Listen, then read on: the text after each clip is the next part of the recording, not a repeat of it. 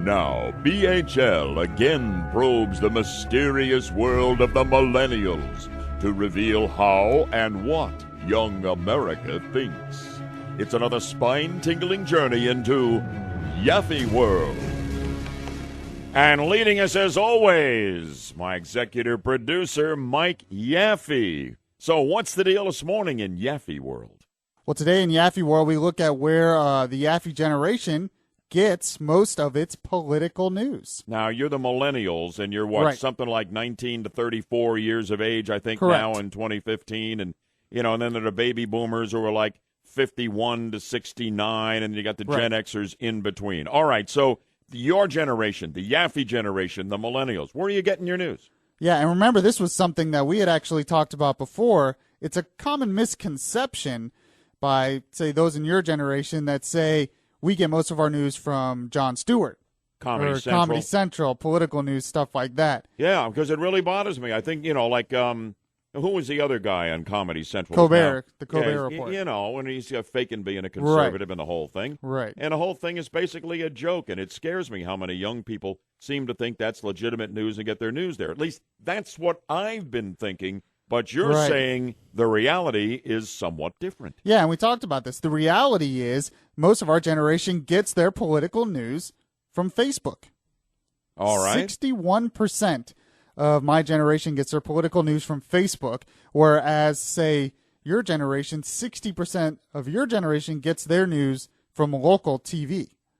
Yeah, local TV is not a great news source if you're talking about local television newscasts. It's all right. crime and grime. But, I mean, if you're talking about just, you know, sitting in front of the television set, you're absolutely right. That is still where I get most of my news, although I get a lot of it even off Twitter now. I get, you know, linked to different websites and full stories, etc. But there's no question about it.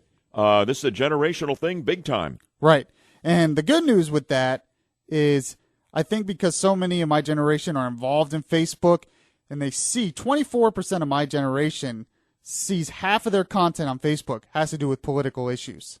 So there's an opportunity there for them to comment on political issues, to be engaged in political issues, to be informed and want to know what's going on in the country. So that's a good thing. You know, that is a good thing. I'm really glad you raised that point, Yaffee, because, you know, for my generation, you used to get news off the television right. set, all right? And on the radio when I'm in the car, there isn't any interaction. I mean, I'm just consuming it.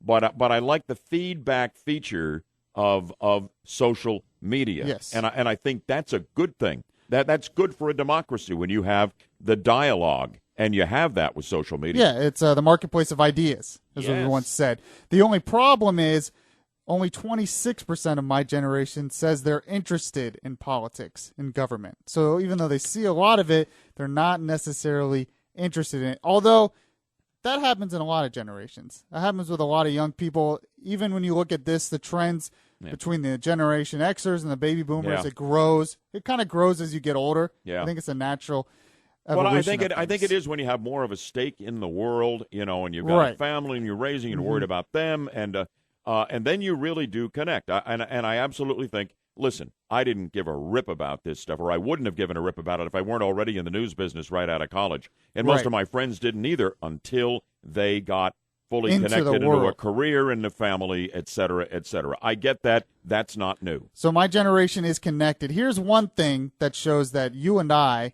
have a lot of work to do. What's that? The places that we distrust the most, my generation, is a lot of it's talk radio.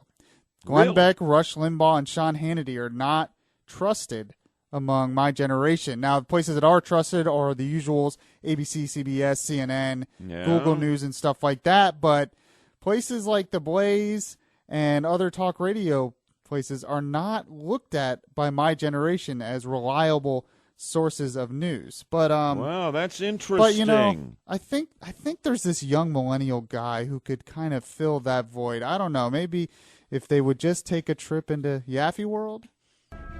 Join us next time for another illuminating journey into the mind of the millennials in Yaffee World.